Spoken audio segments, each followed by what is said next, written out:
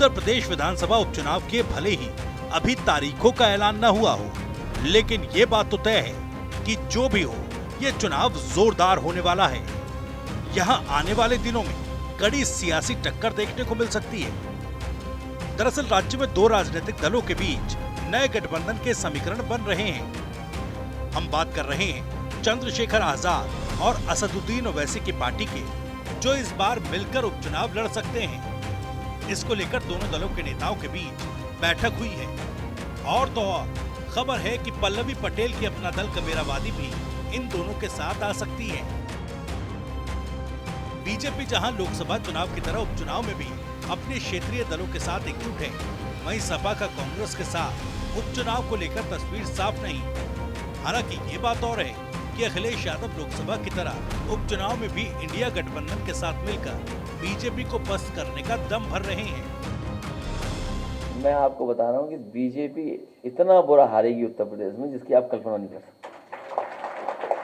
लोग इंतजार कर रहे हैं बस चुनाव कब हो जाए। अधूरा रह गया क्या यूपी में चुनाव में कांग्रेस समाजवादी पार्टी साथ मिलकर लड़ेगी या अलग अलग लड़ेगी? क्योंकि अलग दूसरे राज्यों इंडिया गठबंधन लड़ेगा। हाँ, इंडिया गठबंधन। अखिलेश भले ही उपचुनाव में इंडिया गठबंधन के चुनाव लड़ने की बात कह रहे हों, मगर चर्चा तो ये है कि हरियाणा विधानसभा चुनाव में भागीदारी न मिलने से सपा में जो असंतोष पनपा है, उसका असर यूपी की 10 विधानसभा सीटों पर होने वाले उपचुनाव पर पड़ सकता है। उधर चर्चा है कि आजाद समाज पार्टी और AIM-IM के बीच भी गठबंधन हो सकता है। पल्लवी पटेल भी साथ आने के मूड में हैं। तीनों मिलकर उपचुनाव की 10 सीटों पर प्रत्याशी उतार सकते हैं। अगर ऐसा होता है तो यूपी में खासकर सपा बसपा को नई रणनीति के साथ मैदान में उतरना होगा। खबर है कि असदुद्दीन ओवैसी चाहते हैं सभी छोटे दल PDM मोर्चे का हिस्सा बने। जो PDM लोकसभा चुनाव के वक्त अपना दल कबीरावादी और असदुद्दीन ओवैसी की पार्टी ने मिलकर बनाया था। चंद्रशेखर आजाद की आजाद समाज पार्टी और PDM मोर्चे में शामिल नहीं है, लेकिन उनको PDM में शामिल होने का ऑफर जरूर मिल चुका है।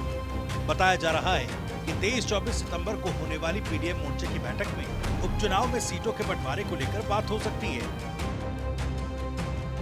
यूपी विधानसभा उपचुनाव के लिए आजाद समाज पार्टी ने पश्चिमी यूपी की मीरापुर सीट पर सबसे पहले अपना प्रत्याशी घोषित कर दिया है। मुजफ्फरनगर लोकसभा की मीरापुर विधानसभा सीट से चंद्रशेखर आजाद ने जाहिद हसन को प्रत्याशी बनाया। वहीं गाजियाबाद सीट से सतपाल चौधरी और मंझवा सीट से धीरज मौर्य को प्रत्याशी घोषित किया है। चंद्रशेखर आजाद ने यूपी विधानसभा उपचुनाव में सभी 10 सीटों पर चुनाव लड़ने का ऐलान किया।